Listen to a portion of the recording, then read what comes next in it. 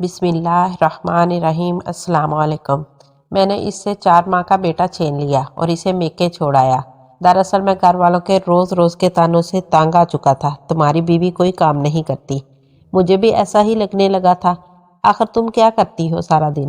برتن کپڑے گھر کی صفائی تو کام والی کر جاتی ہے، بیٹھی ہی رہتی ہو۔ اس کے جانے کے بعد آج میری پہلی رات کا آغاز تھا۔ میرے پہلو میں کوئی مجھے اپنی شرارتوں سے ہنسانے والا نہیں تھا۔ ہاں، مگر میرا بیٹا ضرور تھا جسے میں نے ابھی فیڈر دے کر سلایا تھا۔ آپ سمجھے نہیں؟ دودھ پلانے سے لے کر بچے کو سلانے تک مجھے کیا کیا کرنا پڑا، میں تفصیل میں جانا چاہتا ہوں۔ میں اٹھا اور کچن میں گیا۔ فیڈر کو صابن سے دھو کر میں نے چولہے پہ پانی چڑھایا، فیڈر کو ابالا، پھر دودھ بنانے کے لیے پانی نیم گرم کیا اور اس میں پاؤڈر ڈالا، تب کہیں جا کر ایک فیڈر تیار ہوا۔ دودھ پلانے کے بعد میں اسے کندھے سے لگا کر تھپکتا رہا تاکہ دودھ ہضم ہو سکے۔ پھر اس کا پیمپر تبدیل کرنے کے لیے اسے لٹایا تو معلوم ہوا کہ بچے نے پاخانہ کیا ہوا ہے۔ اسے باتھ روم میں جا کر صاف کر کے واپس آیا تو اس نے دودھ کی الٹی کر دی اور جلدی سے رومال اٹھانے کو لپکا۔ خیر، اس کا پیمپر دوبارہ لگایا اور بازو میں جلا کر سلانے لگا۔ دودھ ابال کر اسے ٹھنڈا کیا اور فریج میں رکھ دیا۔ وہ ہوتی تو ملک شیک بنا کر میرے ہاتھوں میں تھما دیتی، لیکن اب اتنے جمیلوں میں کون پڑے۔ ابھی اپنی روٹی پکا کر کھا لوں گا، لیکن آٹا ابھی تو وہ بھی گوندنا پڑے گا۔ شکر ہے سالن تو پکا پڑا ہے، بس کٹوری میں ڈال کر اوون کا بٹن ہی دبانا ہے۔ میں ذرا بیڈ سے بکھیرا اٹھا لوں۔ پیمپر، وائپس، کھلونے، فیڈر، شیٹس، ان کو ان کی مخصوص جگہ پر رکھا اور روٹی نہیں۔ صبح آفس کے لیے کپڑے بھی تو استری کرنے ہیں۔ میں لگا کپڑے استری کرنے، ابھی شرٹ پریس کی تھی کہ بیٹا رونے لگا۔ اب کی بار میں نے اس کو جھولے میں ڈالا اور جھولا جھلانے لگا۔ بھوک سے میرا برا حال تھا۔ اللہ اللہ کر کے بچے کو سلایا اور ایک ریسٹورنٹ کو کال کر کے کھانا ڈیلیور کرنے کا آرڈر کیا۔ آدھے گھنٹے بعد کھانا میرے سامنے تھا۔ میں نے بڑے بڑے نوالوں میں کھانا ختم کیا، کیونکہ میں جانتا تھا اگر بیٹا دوبارہ جاگ اٹھا تو کھانا پڑا رہ جائے گا، پھر دوبارہ گرم کرنے کے لیے بھی ٹائم چاہیے، اور مجھے اکتاہٹ ہونے لگی۔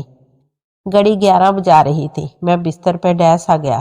سارا، وہ چادر ہی الماری سے نکال دو، میں اوڑھ کر سونا چاہ رہا ہوں، لیکن نہیں، اب خود ہی اٹھ کر لینی پڑے گی۔ ابھی میں یہ سوچ ہی رہا تھا کہ UPS بھی جواب دے گیا اور پنکھا بھی بند ہو گیا۔ اس سے پہلے کہ گرمی کے سبب میرا بیٹا جاگ جاتا اور چلانے لگتا، میں نے بیڈ سے چھلانگ لگائی اور جٹ سے دستی پنکھا الماری سے نکال لیا۔ میں اس کو پنکھا جھولنے لگا اور ساتھ ساتھ نیند کی شدت سے خود بھی جھولنے لگا۔ 12 بجے بجلی آئی اور میں فوراً ہی سو گیا۔ 2 بجے بیٹے کے رونے کی آواز سے میری آنکھ کھل گئی۔ اچانک گہری نیند سے جاگنے پر میرے سر میں درد ہونے لگا۔ اسے بھوک لگی ہوئی تھی۔ میں سستی سے اٹھا اور اسے ڈبے کا دودھ بنا کر پلایا۔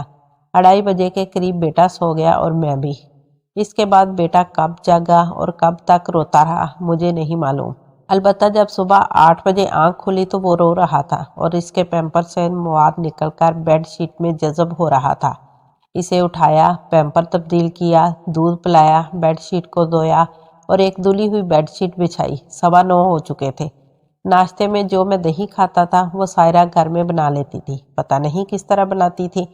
میں نے چائے بنانے کی غرض سے ساس پین میں دودھ انڈیلا اور سوچنے لگا کون سا وقت تھا جب سائرہ مصروف نہیں ہوتی تھی۔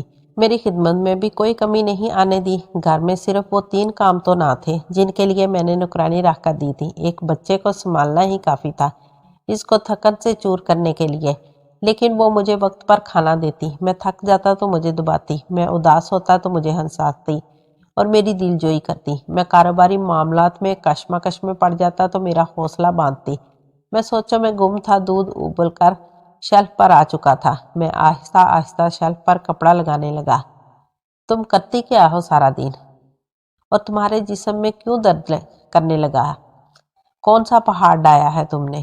اور وہ پہلو بدل لیتی، شاید میرے طنزیہ جملوں پر آنسو بہاتی ہوگی، اور میں ظالم انسان نے پرواہ نہیں کی۔ کبھی کچھ دیر بعد خود ہی سائڈ بدل کر میرے چہرے پہ جھک جاتی۔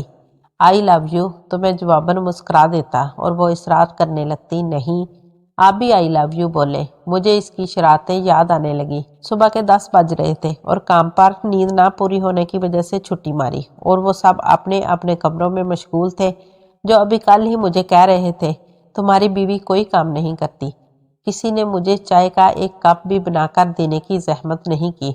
मैंने बच्चे को गाड़ी में डाला और गाड़ी इन रास्ते पर दौड़ा दी जो रास्ते मुझे हमेशा के लिए सायरा के साथ जोड़ने वाले थे। वहां पहुंचकर मैंने दोनों हाथ जोड़कर माफ़ी मांगी और वो हमेशा की तरह बड़ा दिल करके चली आई मेरे साथ। शादीशुदा हजरात से मेरी रिक्वेस्ट है कि ठीक है, सबका हक आप पर है, सब आपको मशवरा दे सकते हैं, लेकिन माँ बाप के बाद सबसे ज़्यादा हक आप पर आपकी बीवी का है।